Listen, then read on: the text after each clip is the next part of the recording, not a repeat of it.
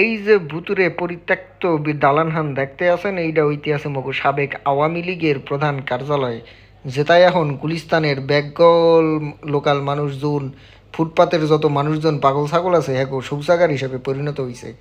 ইদানিং দেখতে আসি যে এটা বিএনপিরও সেকেন্ড অফিস হিসাবে ব্যবহার হইতে আছে। এই যে দেখতে আছেন যে লোকগুলো এরা সিরিয়াল ধরে খাড়াই রয়েছে, কে কার আগে কইরা যাইবে, যাই আগুমুতু করিয়া আইবে এই ধান্দায়। রীতিমতো তারা আন্দোলন ও স্লোগান দিতে আছে যে অত্র পরিত্যক্ত এই দালানটিকে বঙ্গবন্ধুর নাম দিয়া শৌচালয় হিসাবে পরিণত করার পাননি।